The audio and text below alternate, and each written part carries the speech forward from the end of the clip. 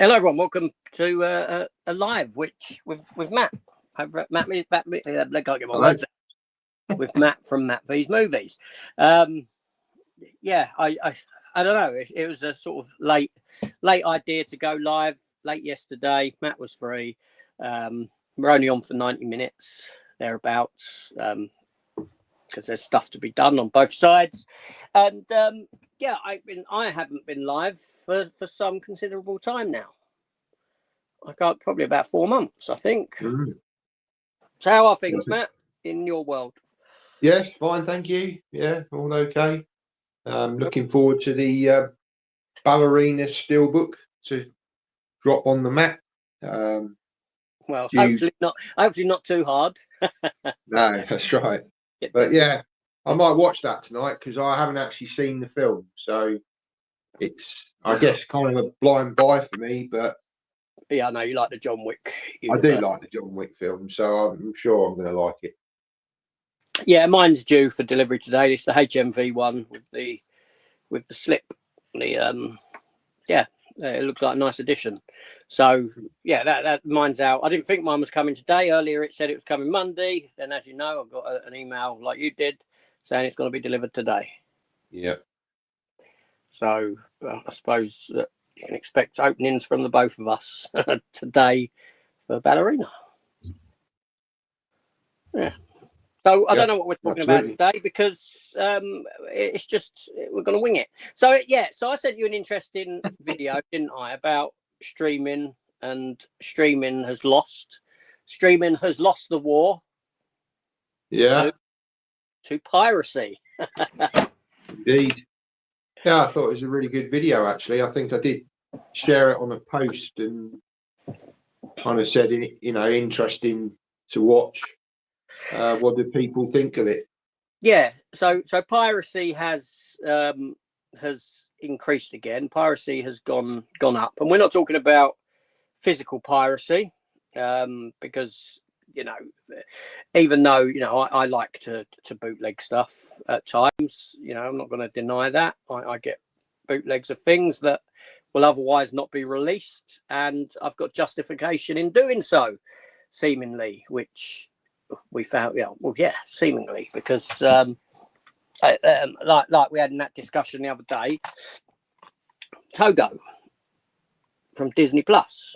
I was watching this the other night, and where me, you, and Chris play our little game of what are we watching, where we just send a screen grab of the film that we're watching and have to guess the film.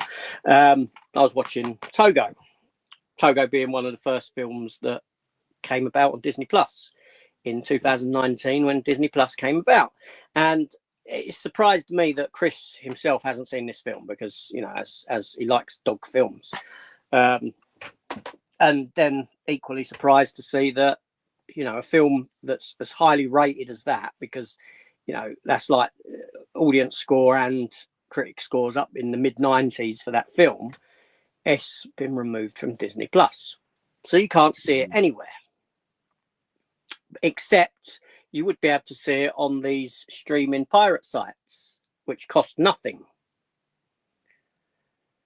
And that's seemingly what people are being drawn to now. These sites over Netflix, Disney, HBO Max. I wonder whether it has actually been licensed out to other streamers, because they are doing that, Disney. Let's just have a look and just see whether it is on another streaming platform.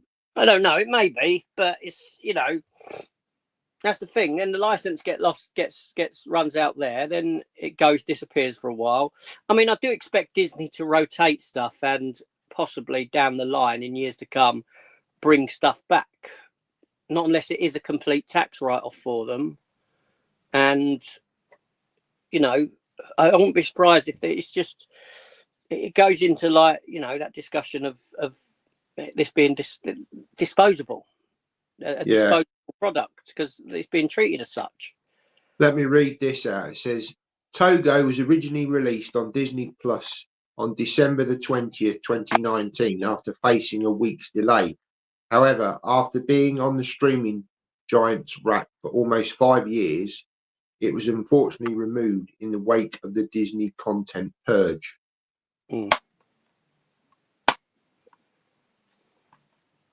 But yeah, it doesn't make sense, does it? If it's a popular film and it's getting a lot of views, why remove it? Well, view-wise, we don't know the numbers, but I can assume after 5 years of being on there, viewing figures were quite low for it, you know. And like anything that's, you know, it's been on for so long, people are going to stop watching. It gets lost amongst all the other stuff on there. And that the same will go for anything, any film, any, you know, something like The Gorge, wherever that was. I think that was Apple. Yeah. Do you know what I mean? These films will eventually lose an audience. They might, you know, and have a minimal audience, which is below the figures that they require to sustain a place on there. And then see you later. They'll go. Yeah. But the sad thing is like, you know, in years to come, people won't be able to discover that film again, will they? Unless they put it back on there. You know, it'll just be lost in the ether. Yeah, except for on the streaming, illegal streaming sites. Yes. Which is what's winning the everyone seems to be gravitating towards these illegal streaming sites, which, like I said, you know, Matt's linked this. If you go to Matt's channel, you'll see in his posts that he's linked this video. And yeah, it's very interesting. You know, I don't actually use any of these illegal streaming sites. I have other means, don't worry about that. But the actual streaming sites I've not actually really latched onto at all. But, you know, billions, there's you know, the amount of downloads, they were saying, the amount of downloads outstrip the population of the planet, apparently. Yeah. That are watching these streaming sites, these illegal streamers. You know, the hits are more, yeah, and people going that way. It's a funny state of affairs, really. That, you know, you can have these sites put up, and, you know, they do look good. They look great. You know, I have seen them. You know, easy to navigate, seemingly easier to navigate than your Netflix and your Disney Plus and this sort of a thing. And it's just a push of a button and the film plays for you. But where does that leave the film industry down the line? That's you know, that obviously that's a concern. They don't seem to be able to stop this stuff, because, you know, they'll close down. They will close down a thingy. Oh, my son's ringing me. Hold on one sec. You all right, Kyle? Yeah, you able to ring me later? All right, give me an hour and a half. Are you at work? Yeah, do that. All right, son. All right, see you later. All right. Love you, day. Bye. Sorry, yeah, he tried ringing me a little about half hour ago. I won't get angry at that. And you know, threaten to do him in afterwards or anything. But there we go. I don't care if someone rings me while I'm on here. It's, you know, what is it? What is, you know? Anyway, I forget my train of thought now. What was I saying? Well, the sites, people. Yeah, you know, using sites. Because if they get shut down, they just pop up again under a proxy and things like that. They can't do anything about them. You know, I mean, I think it's great that, in a sense, that, you know, that's sort of winning the war of streaming over the streaming sites, because I think streaming sites are a rip-off now. Well, yeah, they just seem to be increasing them every single year. You know, Netflix, I think they've announced several increases quite in a short space of time. And I mean, we have Netflix. I mean, my wife, she subscribes to it just on the basic level. I think it's $4.99 a month or something like that. You do get minimal adverts, which, you know, not too bad, I suppose. But I've searched through there, and there's really not a huge amount on there that I would say, from my point of view, I don't think it's worth subscribing to it. don't think there's enough on there to keep me subscribed for a whole year. Yeah, no, my missus has Netflix. She uses Netflix. I know that, you know, when we go away, she will watch it on her iPad and things like that. I don't do that. You know, when I go away, I don't generally take. I don't watch any. You know, I say I don't watch anything. I might do if there's a new film or a TV episode or something. But for the most part, I don't really watch anything. I don't take an iPad with me filled with films so that I can watch them while I'm away. I don't sort of. I don't. You know. I'm not one of those people. When I'm away, I'm away. I like to be in that moment rather than take this moment with me or what I'd be doing at home with me, so to speak. You know, that's not to say that, you know, like I said, if there's a series that's, yeah, I might watch one episode of it, but for the most part, yeah, I don't fill up on films and that. But yeah, she's got Netflix. I can't say she uses it that often. I never even. I'll be honest with you. I don't even know how to navigate my TV.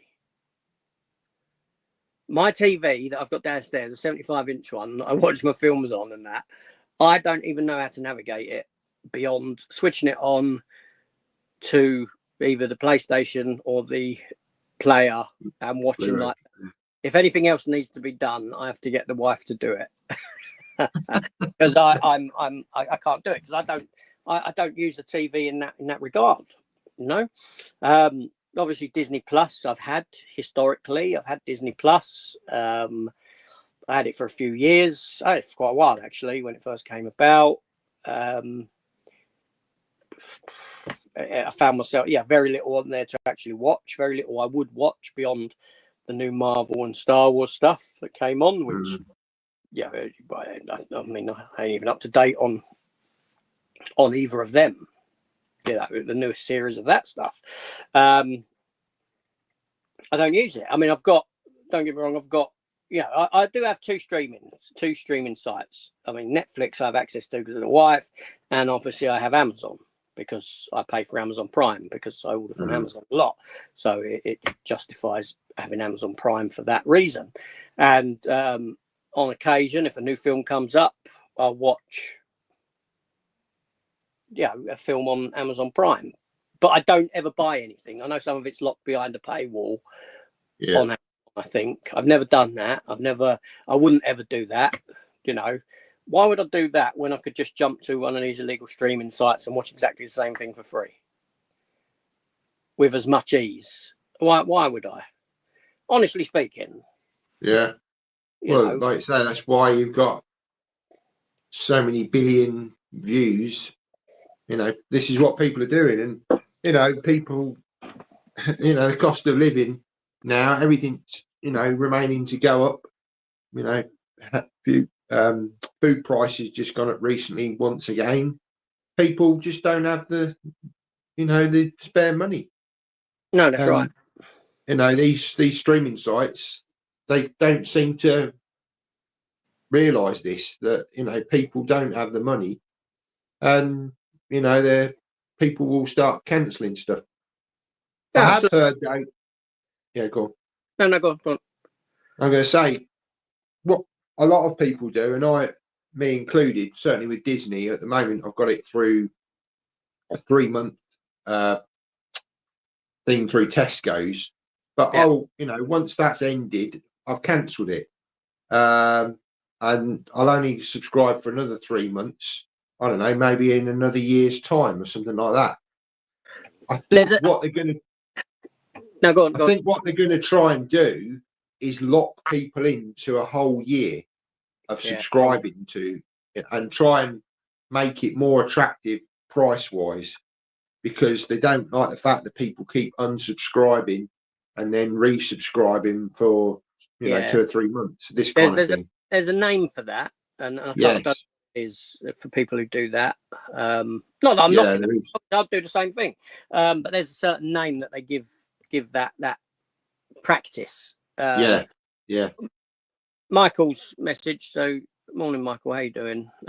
Michael says he doesn't have any streaming services. Usually just watch YouTube or one of my Blu-rays. How do you watch Star Trek, Michael? Let me know. Probably the same way I do. There we go. Yeah, Michael's Media Corner. You know, Michael, Irish Michael, he was a little bit burnt out a little while ago. And I know he took a break for a little while. He come back with a new video the other day, which was about do trailers show too much, which was a good video and totally, completely right. I mean, ironically, just before he'd released that video, I watched the trailer to the new Anaconda film. Okay. I don't know if you see it. It looks a lot of fun. Going wrong, it looks like a fun film. Have you seen the trailer? No. It's kind of, you got Paul Rudd in it, you got Jack Black in it, and they want to go out to, they're like film fans rather than filmmakers who want to go out and make a new version of Anaconda. So they go to that location to create a new Anaconda film. Whilst there, they get attacked by an anaconda. Do you know what I mean? It's all tongue in cheek. It's cut out of Chris. But anyway, so I watched that trailer. It's going to be a comedy, is it, though? More of a comedy. Yeah.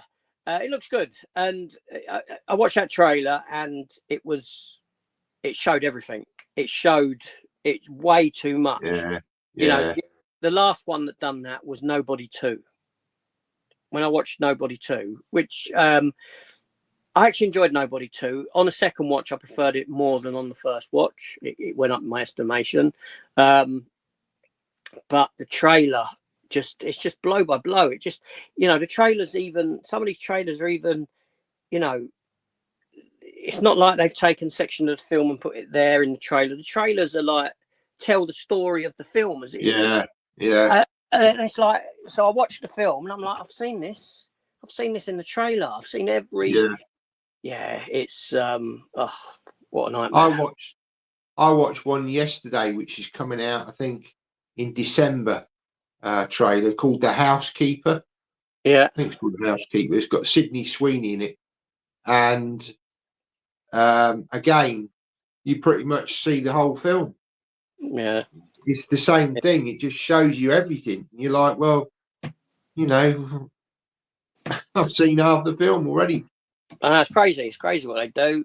Michael says he can neither confirm nor deny where he watches Star Trek. Neither can I, Mike. Neither can I. Don't worry. James, how you doing, mate? Been a while. Hope you're both well. It has been a while. Why has it been a while, Matt? Been busy. Life takes over. Talking film crap.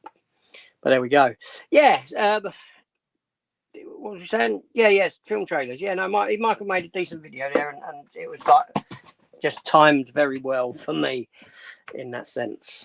But it's glad to see you back making some thingies, Mike. Don't get burnt out over it. Don't put too much into. You know what I mean? Just do it when you're ready, and you don't feel like you have to get a video out every week.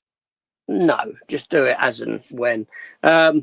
Chimera says, hello, gentlemen. What's your thoughts on DC Studios having 2 Batmans at the same time? That's nothing new.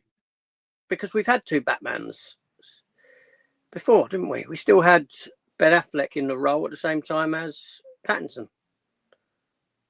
When Pattinson first came about, we still had Affleck. I think it's... what do I think of it? I don't really like practice of that. Has a new Batman been announced for James Gunn's universe then? No, not yet. It's still all rumours, isn't it? But we don't know what's going to happen with that, with the potential Warner Brother sellout. True, yeah. That could see the end. Netflix are eyeing Warner Brothers now, aren't they? Yeah. But yeah, do you think it's good or bad? That'd be a good thing. Good. He says good or bad for business. 2 Batmans. I think it's confusing for general audience. Audiences, people who just, who don't live in this world of film knowledge and follow news or anything. They just go to a film Do you know what I mean? They don't know that a new film's being made until you see it on a billboard or on the side of a bus or something. And then, oh, look, you know, let's go and see that. Yeah, I think it's a confusing thing to do. You know. Do you think the Batman in the new James Gunn universe will be like will follow the same pattern as the Superman? He'll get his standalone film, or do you think he'll be introduced into sort of Justice League, as it were, and then maybe get a spin-off? I reckon they'll introduce it first and then spin him off. Yeah. So I think to do I'm only, yeah, obviously I could be completely wrong. I'm just, I think that to do a solo Batman film, either way, even if they did a solo Batman film, it's going to be populated by that world and everyone in it. So it's still going to have a clear, because on the one hand, you could say, okay, if we do a solo Batman film and then we've got the Batman 2 or whatever you want to call it, it's going to be confusing having two solo Batman movies. So from that perspective, it would be better to introduce the new Batman in that universe in something else than have him in the film. But I'm pretty sure that, you know, that's the other thing. Doing it like that, it kind of forces your hand in. We've got to do this with this Batman. No, we can't do this with this Batman because it's too similar to that Batman. So we've got to make it like this to make it dissimilar. It kind of forces. It's kind of forcing your hand in what you. Creativity. Yeah. Because obviously I don't want it to be similar to. If they do it like that, they won't have it similar to the Batman. It's like what I always said. Right, I mean, imagine what you've done with Superman, and the Superman film is very light, very vibrant, very comic booky feel. And if you remember when the Batman came out, I did say, where do you go next with this? Yeah. Where do you go next with this character? Because you've gone into such dark territory. You know, you've gone into the Nolan verse, which was almost real world set. With a certain darkness to it, but still elements of fantastical in there. And then you go into the Batman, which is just complete darkness, complete, you know, embrace that dark. That where do you go next with a character? What you do is you step back into the light.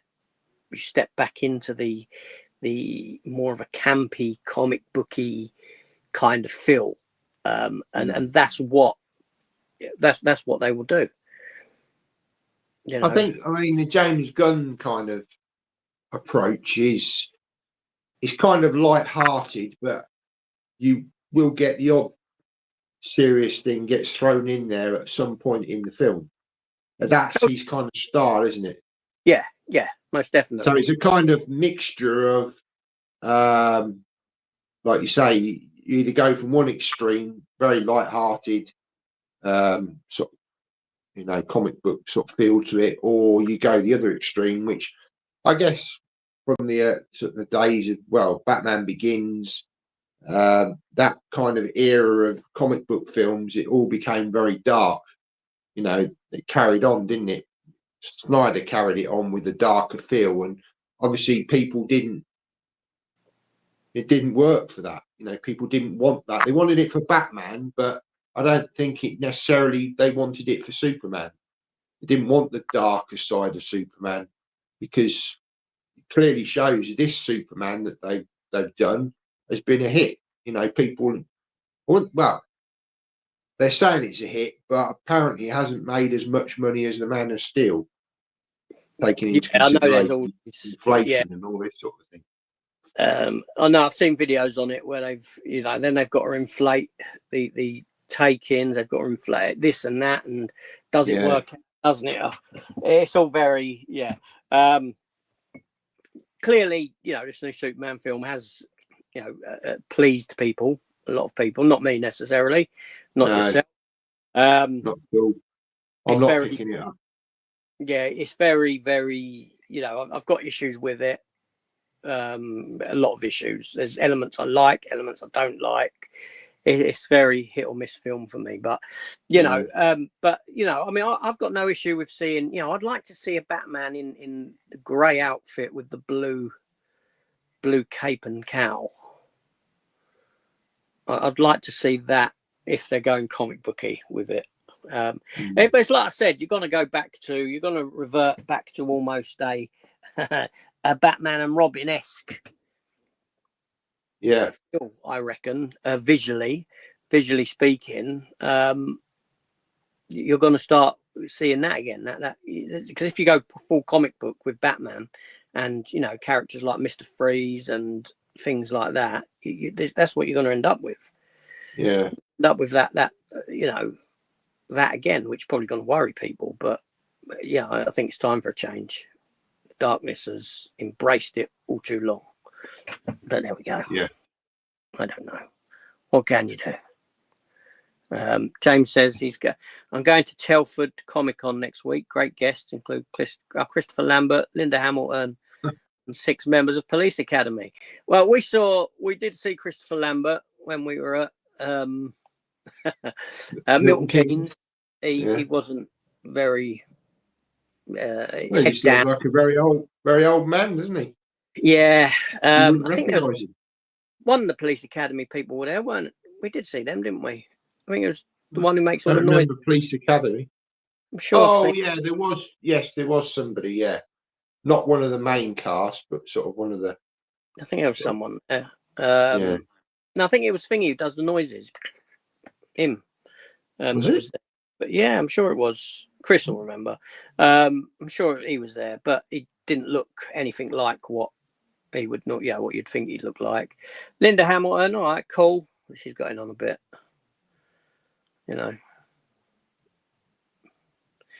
Yeah, Police Academy members. I wonder if Leslie Easterbrook will be there.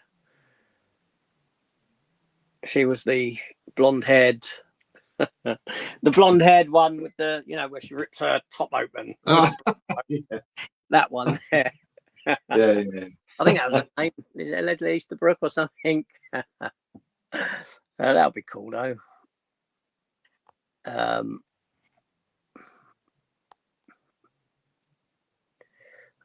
You scare her away. So Michael, I know Michael's got a new girlfriend. She hasn't seen any of Trek or Doctor Who, so I'll have to introduce her. She'll be scared away, Michael. Yeah, maybe not. Don't do that.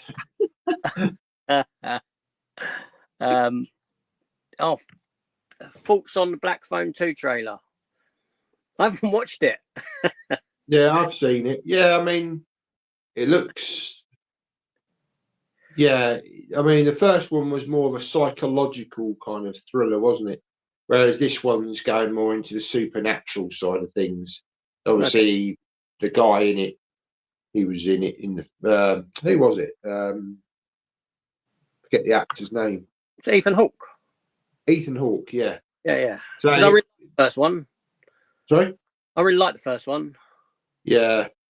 Well, the vibe I'm getting from the trailer is it's very much gone into the realm of the supernatural, probably more slasher territory, I'd imagine. Yeah. I'm very good at films like that. I mean, I will watch the film, don't get me wrong, because like I said, I really enjoyed the first one.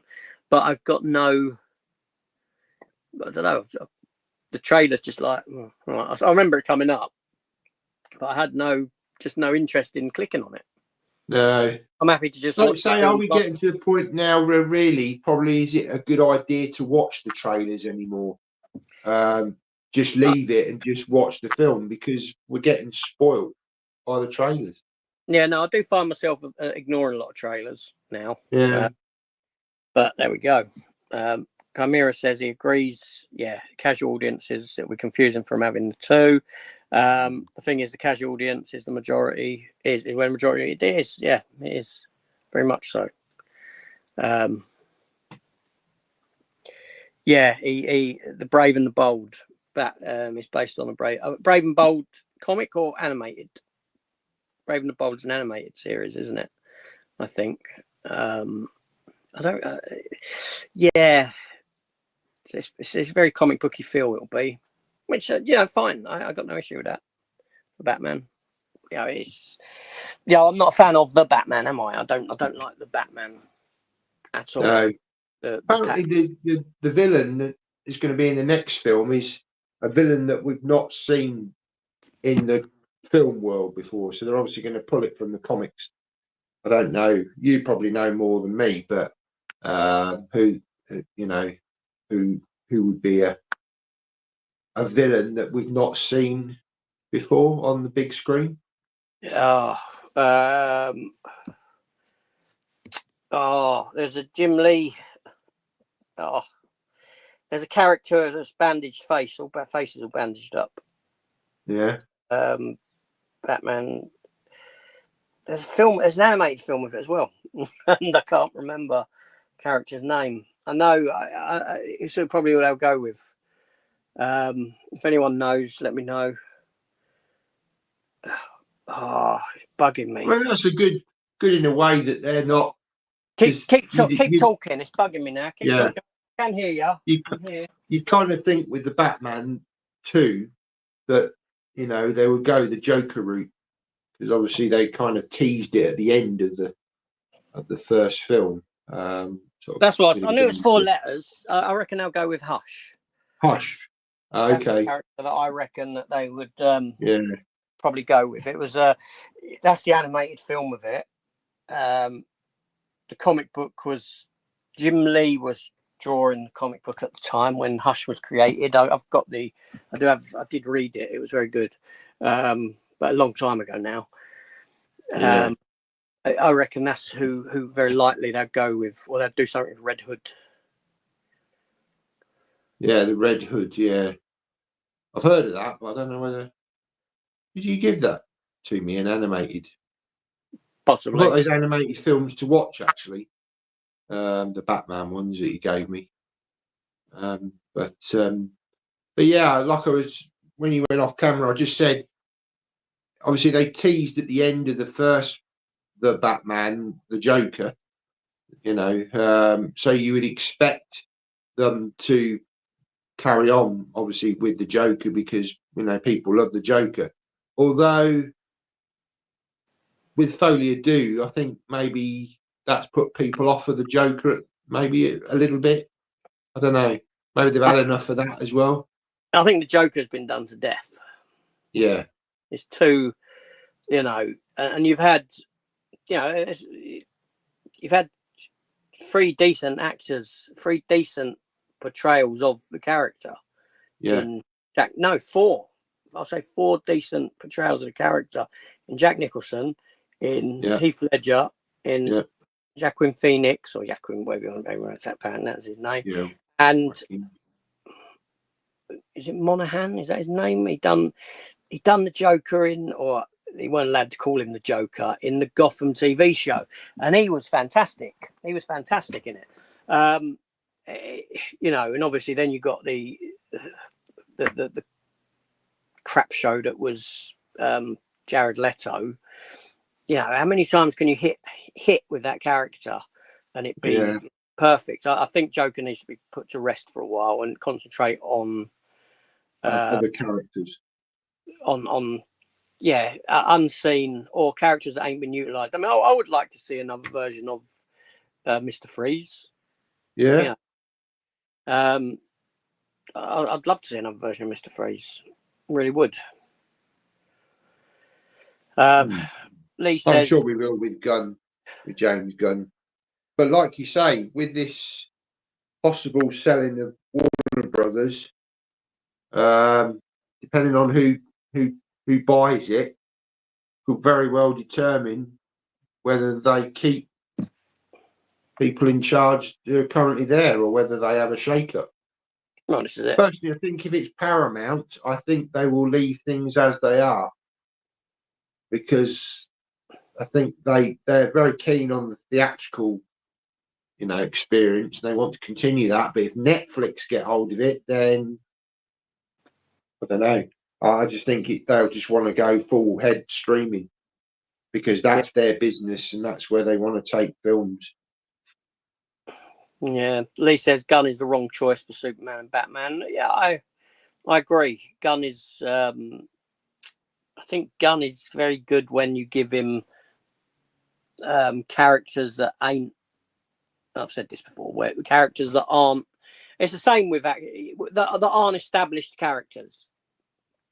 Yeah. Like Superman, like Batman, where you give him Guardians of the Galaxy. Guardians of the Galaxy of there's been several teams throughout the comic books. Give him Suicide Squad. These are not huge properties in the comic book world. He can pick and choose from a plethora of character to include in the film. Characters that aren't particularly overly well written in the comics, and do his own thing with them and make changes to them as he needs to be to suit his idea. You can't really do that with the likes of Superman and Batman without stepping on people's toes and upsetting them. He's got to stick to a sort of and he's better off doing these weird, wacky characters, I think. But we'll see. Come here says, as someone who's never seen Trek, I ended up watching Lower Decks, and I loved it. It was very adventure-y and full of heart. I just don't know what to watch next. Lower Decks was very good. It was. I always said it was made by people that had a love. You could tell that they loved Star Trek, the TNG whole era of Star Trek and the originals, and that fed its way into that series. And even though it mocked it with a heart, it was mocking. There's all these little Easter eggs and funny bits, tongue in cheek. Yeah, it was very well done what they did in that show. I got to agree. But it's the same. It's the same with the Orville. Again, the first, half of that first series was very tongue in cheek, but then they kind of it got very good. I mean, again, I don't know whether they're going to do another season of that. It seems to be all up in the air, but I really enjoyed that. I thought it was great. It's far better than the Star Trek that we get now.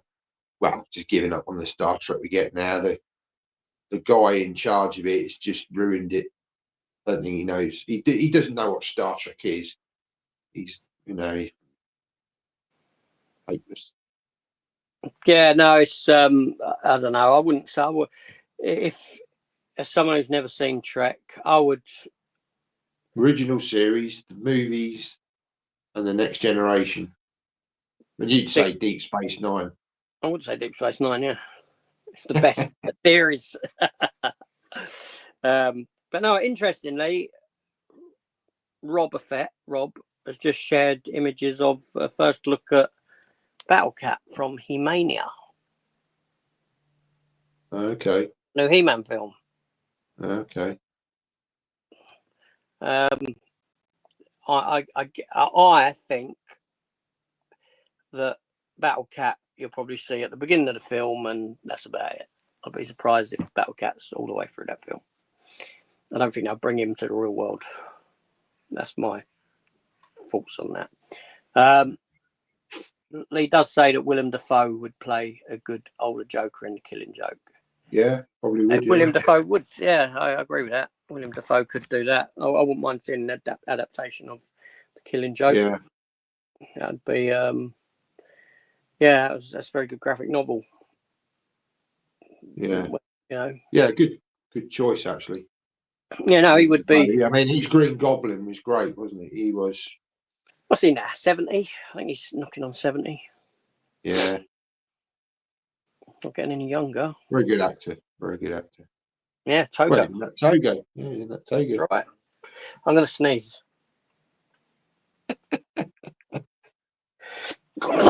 Bless me. Jesus. Yeah.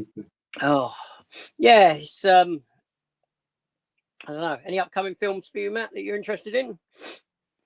Well, obviously, we've got Tron Ares in October.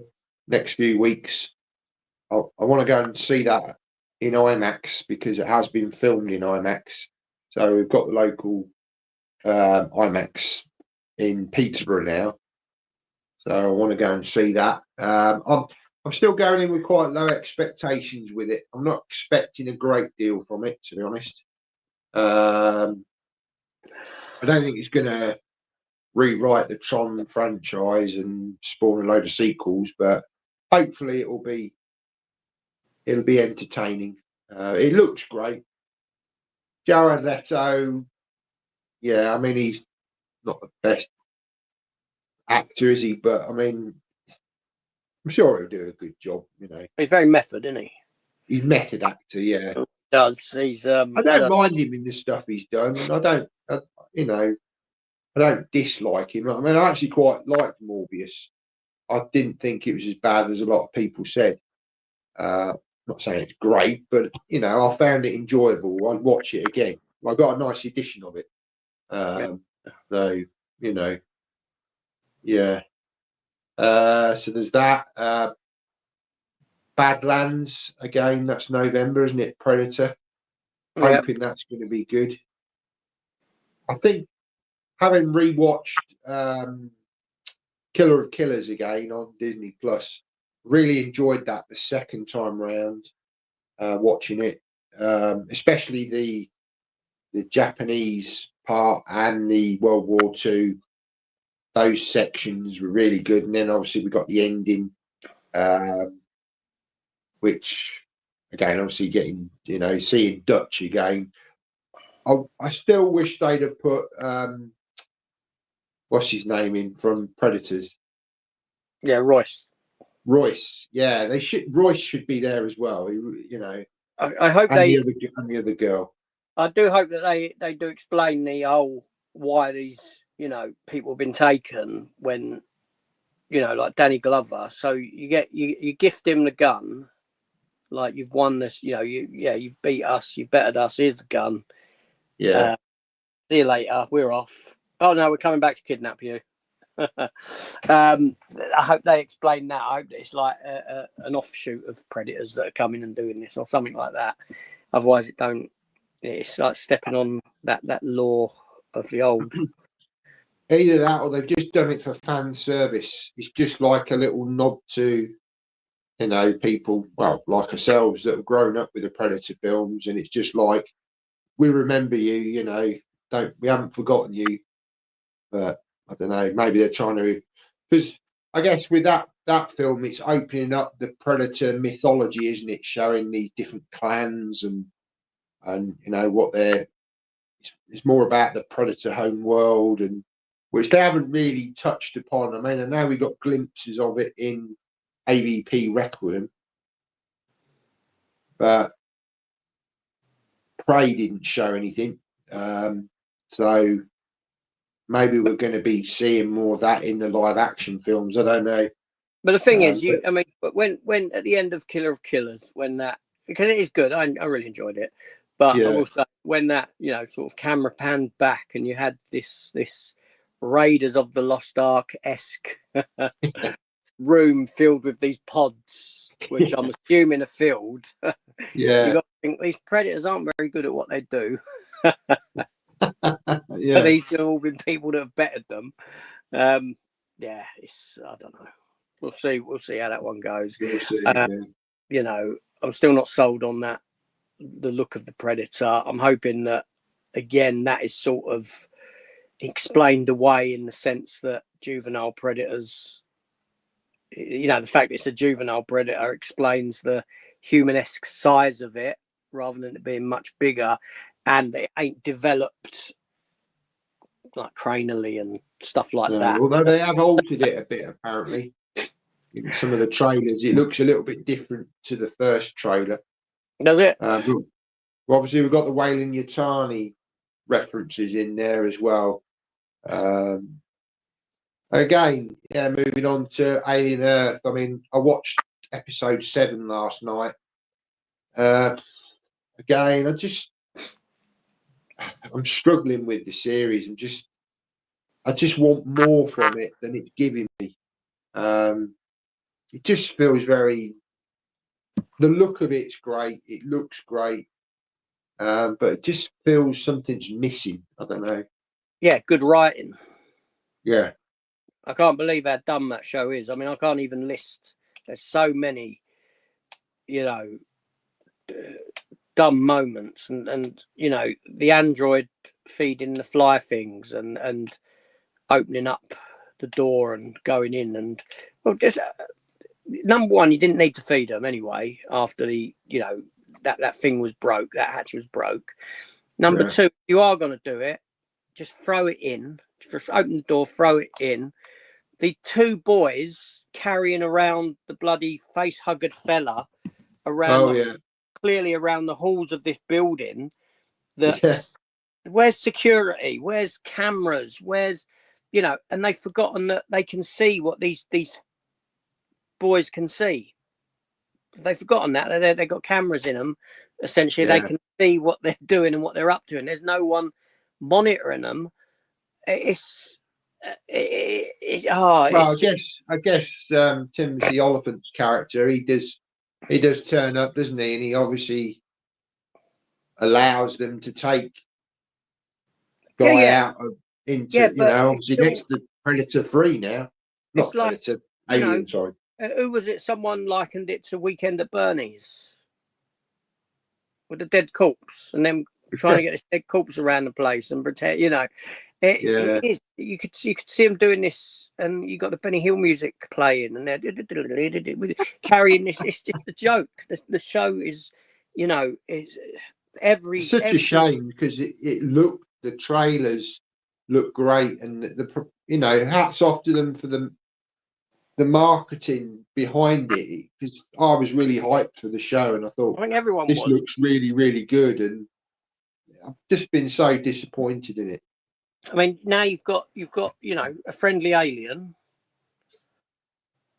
You know. Well, yeah, like Dr. Dolittle, almost, isn't it? You know, yeah, and you know, it's just seriously, the ideas in that show are just dumb. It's dumb writing from beginning to end. The other thing, obviously, you got the guy who owns Prodigy. I can't even remember the characters' names. But he kind of, like, obviously, you got the sheep with the Oculus, you know, taking over that sheep. And he's saying, yeah, we want to get that into a human now. But didn't we have it? We had it in a human on the ship, didn't we? A couple of episodes ago. Yeah, but it would have come out of it. Yeah. But it's almost like he's sort of saying, we've never had it in a human before. Let's see what happens. Yeah, he wouldn't have known about the human on the ship, though, would he? No, I suppose not. You know, because we know that the Oculus was free running around when it was on the ship, so he wouldn't have been aware of that. Yeah. When they got to the ship, it was still, you know, just running around.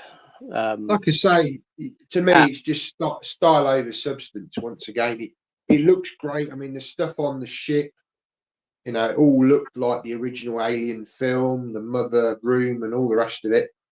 But it just, like you say, it's the writing and the characters. You just don't gel with the characters. Just don't feel anything.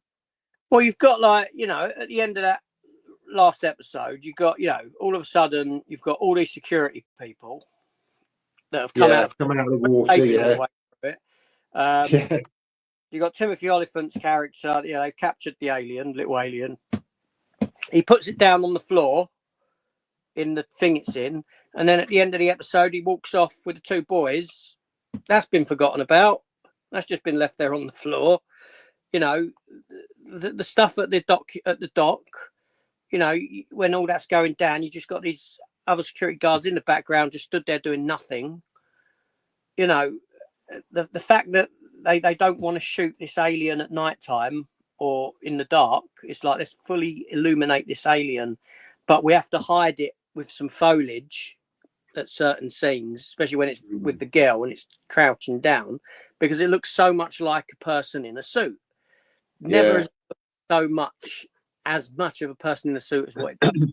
This, you know, they don't even want to disguise this. I don't know whether there's, you know, it's like, you can't do that. We don't want to scare people. We don't want to frighten anyone. So we got to show it in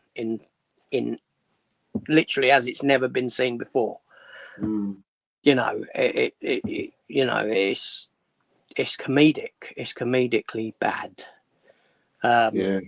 But there we go. So Lee says, But it's been popular though, hasn't it? People want, you know. well, there we go. Acceptance of dumb writing is you know, there we go. Yeah. I wanted a He-Man film set on Eternia, not Earth. I think everyone did. You already had a He-Man film set on Earth. Why do it again? It worked so well for Dolph Lundgren one that they go and do it again.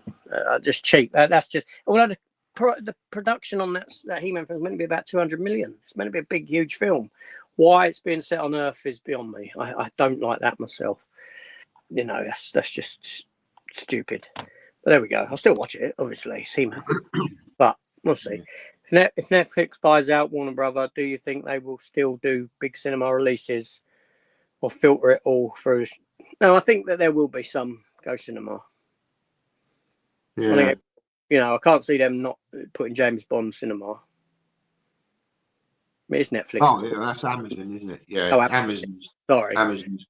Yeah, no, Netflix. We're talking Netflix here.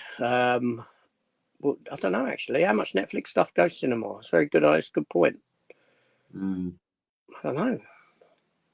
Bit concerning, isn't it, really? Although, I mean, I have heard the argument that it could possibly, if they did buy Warner Brothers, then it would allow them to sort of have the theatrical side as well as the streaming. So you could look at it like that, but I don't know. I'm surprised that Warner Brothers want to sell. I mean, apparently the last 4 or 5 films that have been released by Warner Brothers this year have done extremely well. Weapons, The Conjuring, The Last Rites, both of those have been hits. I mean, I think they're including Superman in that as well. Probably, yeah. I mean, the horror will always do well because it generally doesn't cost that much to make, does it? No, they're very cheap. I mean, like I said, the Conjuring films, without the new one, the combined cost of making the Conjuring films is something in the region of 260. I think it's about around 250 million dollars to make the Conjuring universe of movies. Wow! Right, you got one film, but the takings on it is about 2.6 billion. Yeah. So there's no way this is the last Conjuring movie. No chance of that. I know they're saying that they're touting it as the last, but I mean, this is horror. How many times do they tout a film as the last one and then something else comes? Yeah. Elm Street. What they'll do is they'll say it's the last Warren sort of centric film, but they will appear in, because I think Annabelle Comes Home or something that had them in it. So they'll switch it, like you say, they'll come back. But without spoiling it, there are flashback. The film starts with a flashback of younger Warrens. Oh, there you go. So whether they recast the Warrens, that's the thing though. It's touted as last rights. This is their last ever case. Blah blah blah. Time to end the franchise. This film goes on to make probably more than any other film in the franchise itself, and they're not going to say let's end it. They'll do something with it, whether they'll break it for a while and then bring it back, or you just go back and you just tell stories that are set further before. Before this case. So let's go back and let's set a film before this one with them. Not only that, there is a kind of, and again, not spoilers. I won't spoil anything, but there's a kind of handing over at the end of the film. Right. You can see them. The film opens up 2 ways of continuation, essentially. Obviously, continuations ain't going to be based upon. But I say, even when you say it's based upon something, it's you can just you could take one of their cases, you could put other characters into it, and it's still based upon true events. Just, do you know what I mean? Yeah. I you know, watched a video the other night where it's the Warren's house now has been sold. It's been sold to a guy who he runs a YouTube channel all about ghost hunting and all this kind of thing, and they're actually making it an Airbnb, so people can obviously pay to go there, and they get a tour of the museum, because the museum's there with the animal and the Annabelle doll is in the case and all that, and they've also got the doll. There was multiple dolls made for the films, but they've actually got one of the dolls in a case, not just across the room from the other one. But they are a bit they say in it that they're a bit worried that if they put it too close to it, the spirit that's supposed to be in the Annabelle doll could transfer into the new one. I don't But mind. It's, you know what I mean? It's I don't buy into any of it. But there we go. no, I think I said in my review the old, the Warren, the fraudsters are back at it again. I think that's how I'm up for it. Yeah. Anyway, told you. big business, isn't it? Obviously, they obviously latched onto this and thought, yeah, we can make some money out of this by, renting out rooms and people coming to see it and all the rest of it. Lee says, no spoilers for Alien Earth, AJ. Stop it, Red Sonja. So, yeah, because I enjoyed Red Sonja. I wouldn't say Red Sonja was a dumbly written film. Well, it's a cheap film. It's a cheap film that, people ain't going to enjoy. I know that. It's not really. It's got some issues in its writing and things not making sense time-wise, things like that. But, when you compare Dumb Decisions to the writing of Alien Earth, even like the writing, I know you enjoyed it, sorry, but Jurassic Park, Jurassic World, Rebirth, It wasn't great, but I found it a fun film. It's Red Sonja's. I on a second watch of Red Sonja, I think I enjoyed it even more. It's better than the thing one, the Bridget Nielsen one, far better. The reason why Warner Brothers want to sell their IPs is making good word of mouth is because they'd get better offers. You never sell low. Yeah, you don't. True. But they've moved. One of the reasons why they moved, apparently, one of the reasons why they've moved Mortal Kombat to next year instead of this year is because of how many films have been making money for them this year. Mm. So they've moved Mortal Kombat because they're expecting that to make money. So they've moved it to next year so that it takes it out of this year to make money next year for them. If that makes sense. Whether it will, though, I don't know. I mean, the last ones haven't really been massive hits. I mean, obviously the fans like it, but for the general audience, I don't know. Not really been hits, have they? I don't know, really. I've not seen that. Well, no, the first one you can't really say because it came out during COVID, didn't it? So it was released on streaming. So there ain't really. I don't think there's really data that exists for it in that sense. It was unfortunate that it came then. Here we go. Ironically, we just mentioned Jurassic Park and that popped up. Morning, fellas. Watched the latest Jurassic World movie the other night. Wasn't massively impressed. Do you think they've took the franchise as far as they can? Matt, you're because I've got my I'll let you go first, Matt, on that one. Well, like I say, I mean, there were parts of it, like say that family that were in it that wasn't really needed. Some of the dinosaurs were a bit questionable, but essentially it's like any other Jurassic World film or part, whatever. It's people running away from dinosaurs trying to survive, isn't it? It's not rocket science. It's kind of what those films are about. I yeah, it's rinse and repeat, really. There's nothing really else that they can do with the franchise Well, apart from just. so there is. That's the thing. There is, and they've stopped it because they've hit the reset button with this movie. They've take not to. I'm not talking about the quality of the previous films or anything like that. And I'm not talking about I mean, this film, like I said, it was dumb. Some of the writing was very, very dumb in it. But the most egregious thing about this film is the opening scenes with the text on the screen, that we come to find out that everything that has been established and done in the previous couple of films means nothing. And we've, you've the other films set up Jurassic World. They set up a world populated by dinosaurs, right? You can do so much with that, with that idea.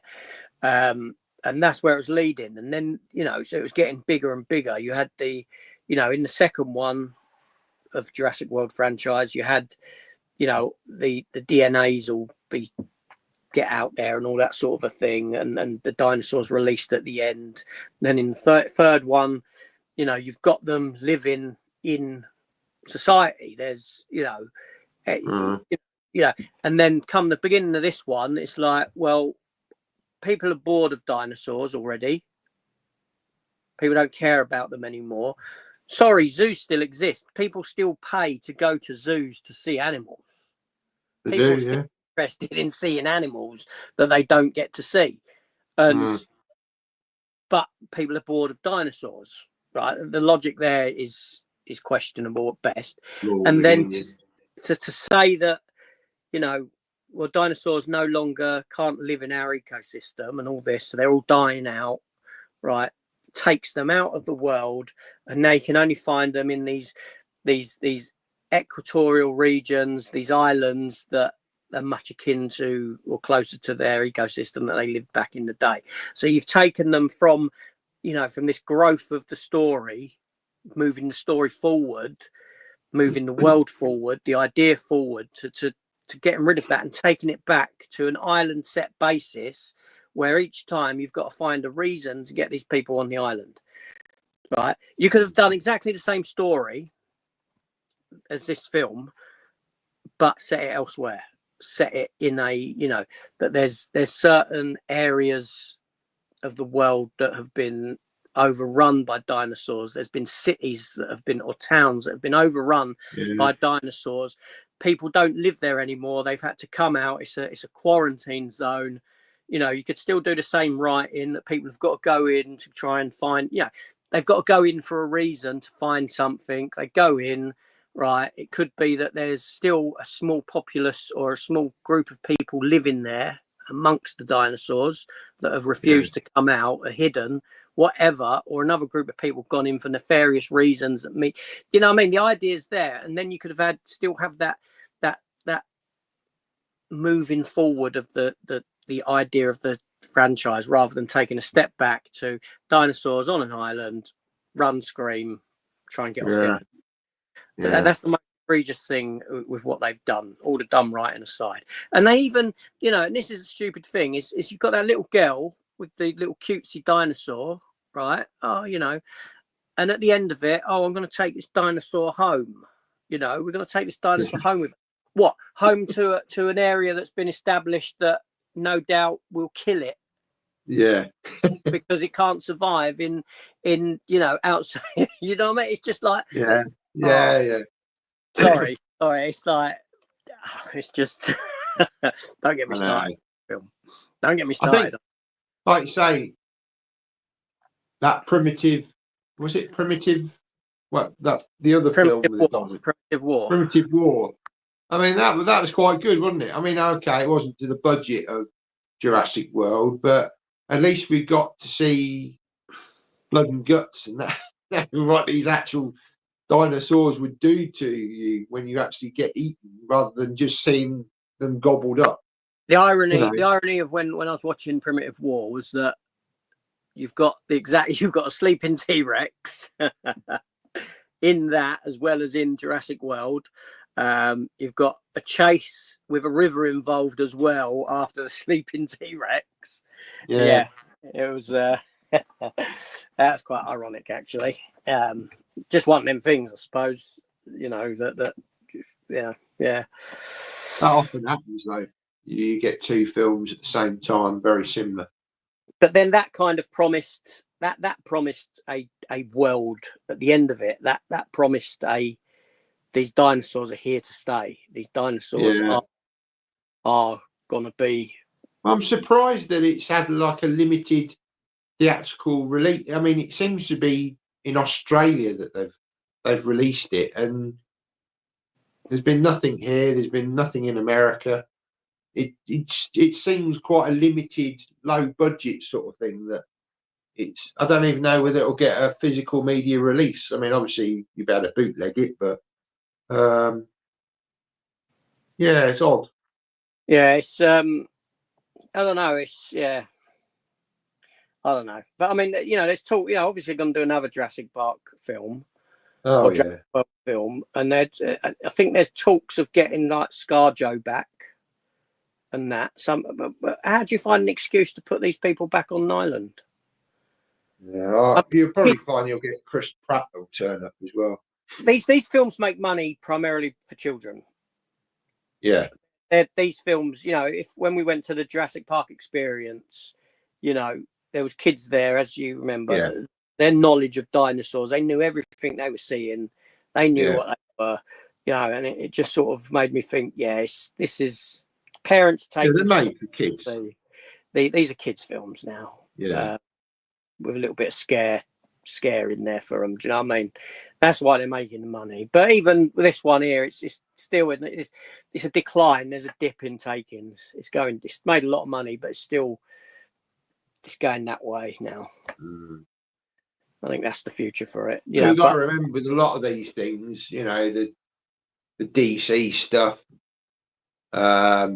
it's made. Well, the new DC stuff's made for a younger audience. It's not really made for our age group. No, because which is understandable, because you know it's probably that majority of people that are watching it more. You know, figures of, you know, that's where they make their money. So you see, this is where Marvel's gone wrong, because initially in the Infinity Saga, it was very much aimed at probably a lot of us in our age group. Yeah, younger people latched onto it, and it became like a snowball, didn't it? You know, film after film got better and better and better, and then the whole thing changed its dynamic, and Disney went off on its diversity route, shall we say. And now, from what I'm hearing, is they realise that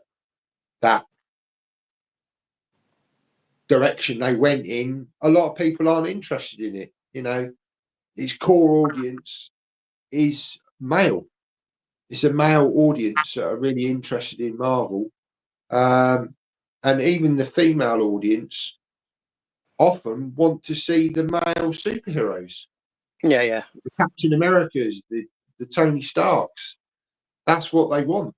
That's why it was so successful. Yeah, no.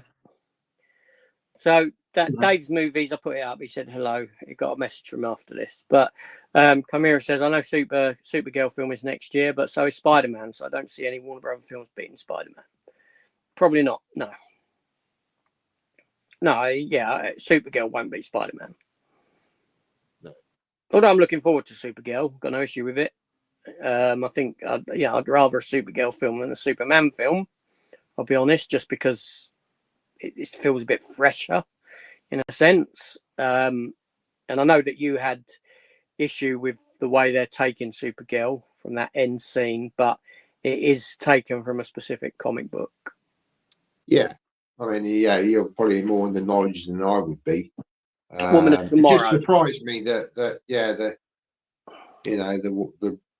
the way she was introduced. I'm like, oh, really? Yeah, no, there's an element behind that storytelling, that she's suffering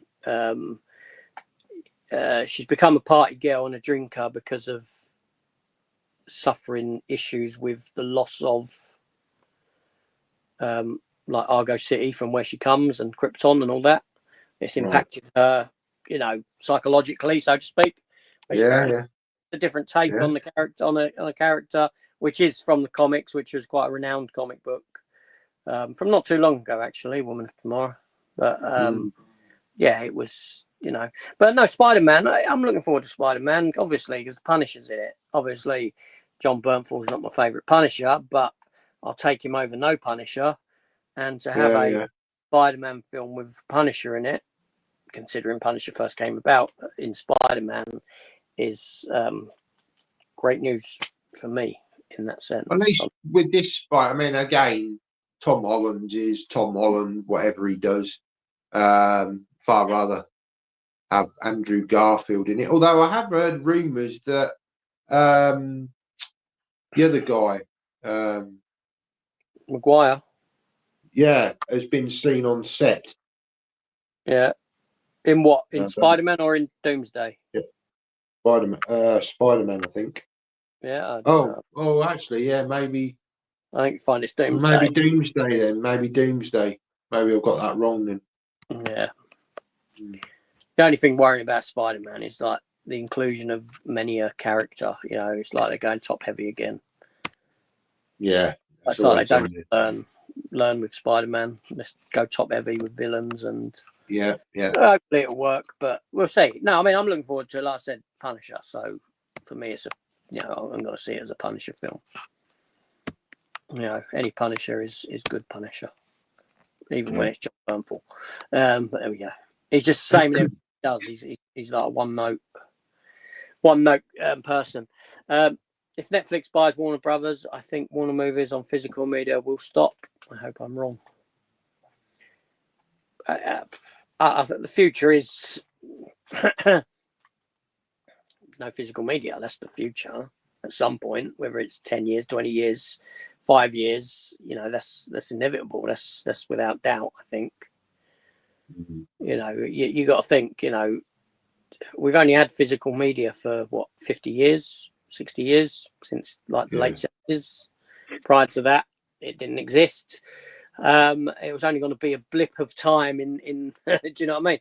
I suppose we're the lucky ones from our perspective that are living here with physical media, but 100 years down the line, people are going to be looking back at physical media and going, what the hell? What were these people thinking? How backwards is that? Do you know what I mean? That's progress. That's although people always like tangible things, don't they? Something you can hold. Not so much now. The young. No, that's true. Young are very much minimalistic. A lot of young people are minimalistic in what they do because everything's there on their phone. Everything's true. You know, the world of tangibility in that sense is. And houses are much smaller now. The new builds, rooms are much smaller, so you can't fit a lot of stuff in them. You know, big bookcases and this kind of thing. They're just not built like that anymore. I think we're at a point where people are finding their entertainment elsewhere. Yeah. And you said this yourself at the Jurassic Park experience.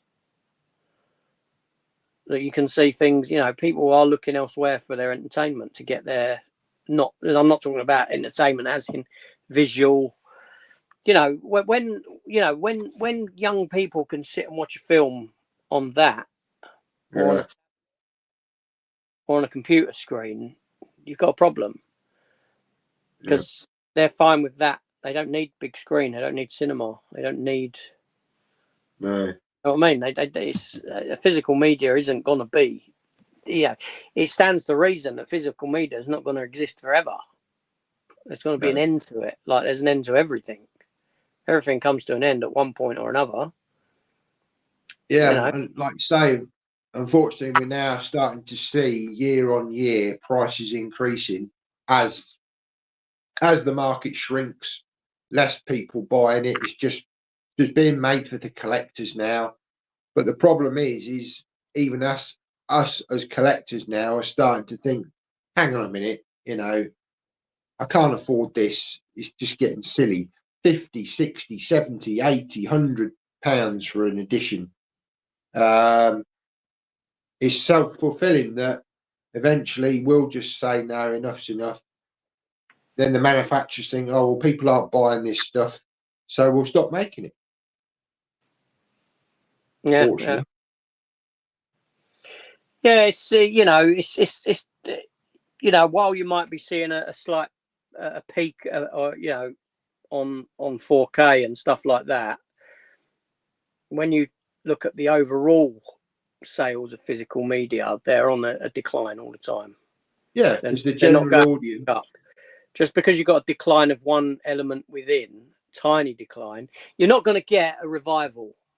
There's not going to be this mass explosion revival of physical media where all of a sudden, the lights are turned back on in certain factories and the production of players start churning out again massively, and it's not going to happen. It's a shrinking business. Well, it's made for the collector now. This is why you've got so many collector's editions coming out month after month. But as we've said before, the print runs on these things. You look back at the days of DVD when they did limited editions, they were 50,000 copies.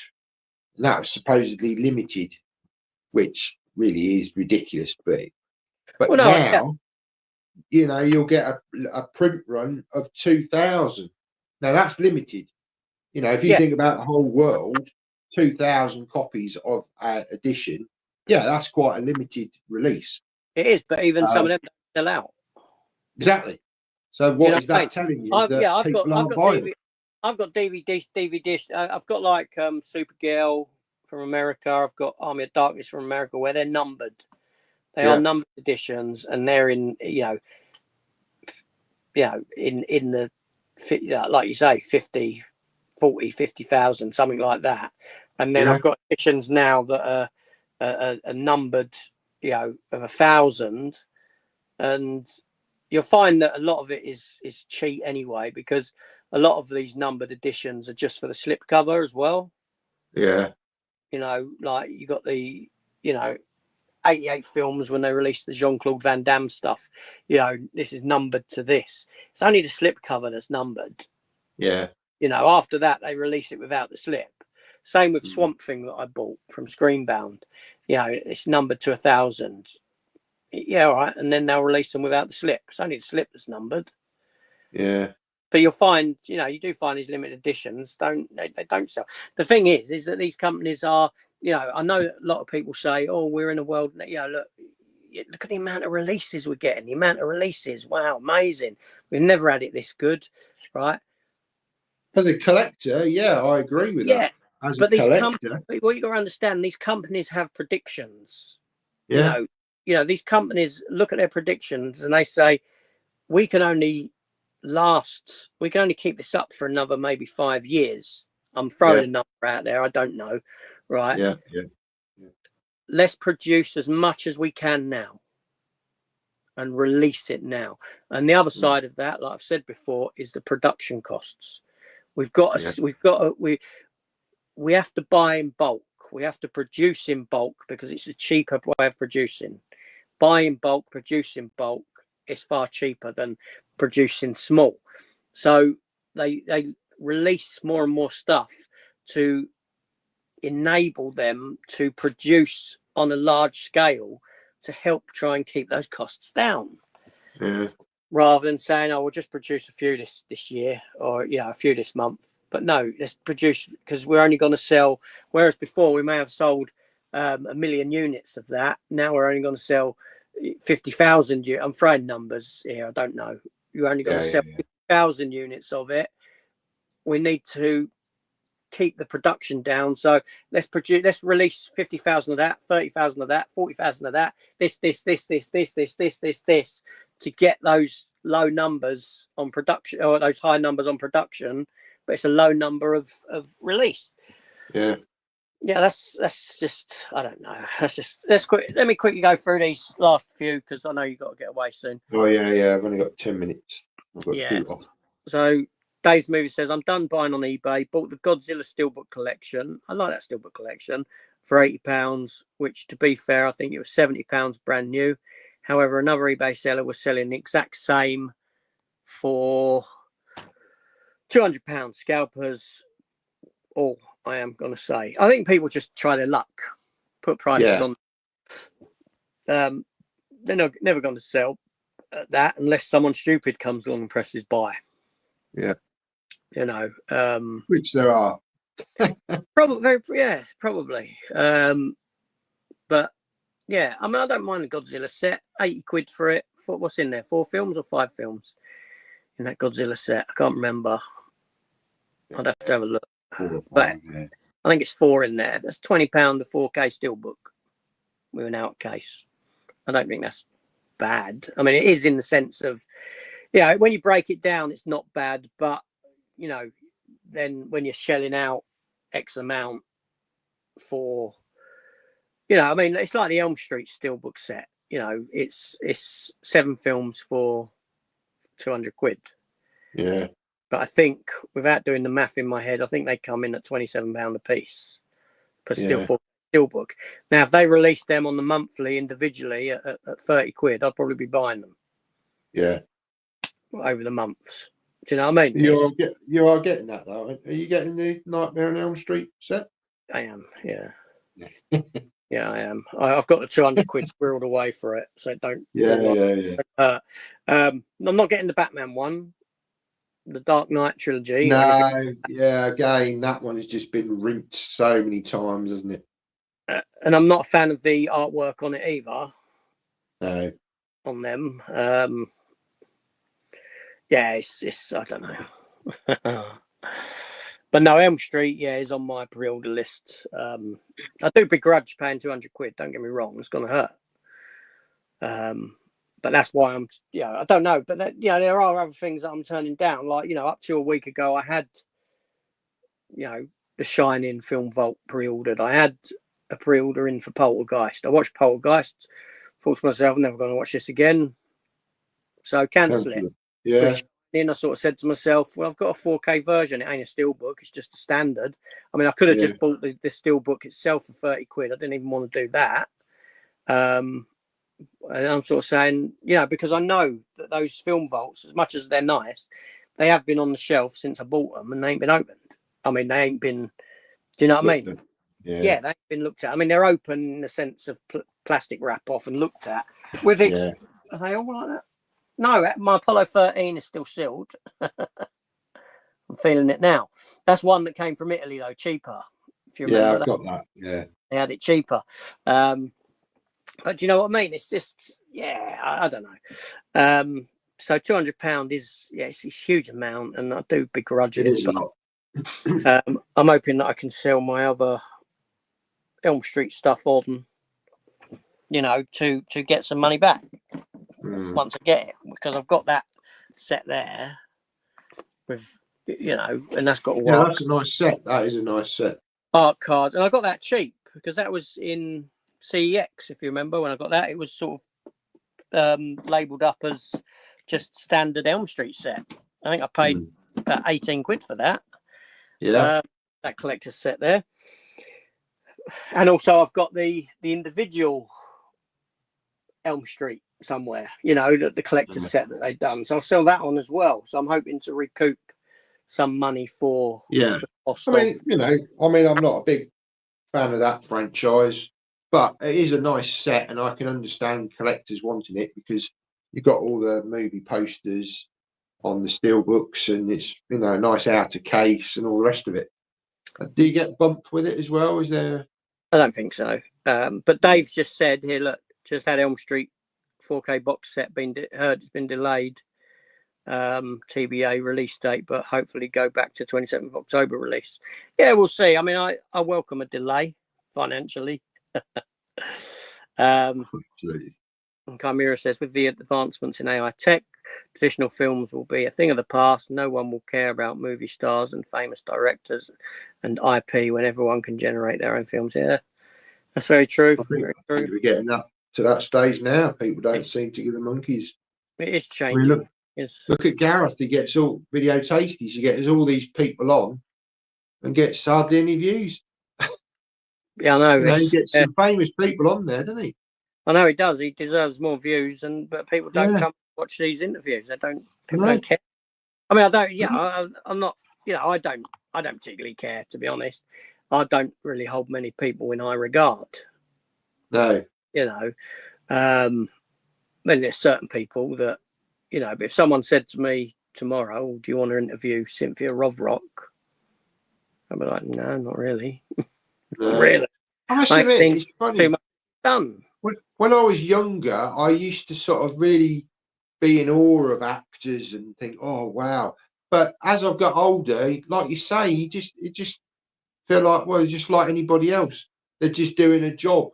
They're an actor. They're doing a job like anybody else. It just happens to be that you watch them on a big screen. Yeah, yeah. But we're all on telly now, aren't we? And there we go. You know, you can watch yourself on the TV, whereas years ago you couldn't do that. Very true. It's just a whole shift in mindset. No, that's right. It is. But there we go. Anyway, Matt, I'll let you get away because it's hitting 11:30. I know you've got to go out, and I've got a lot to do myself. Yeah, it's been great having a chat. Yeah, we'll have to do another one soon. Yeah. Quite like these actually, just off the cuff, no particular subject to talk about, and Yeah, we'll do it again. A few weeks' time or something. A few weeks' time. Yeah, a couple of weeks. Yeah.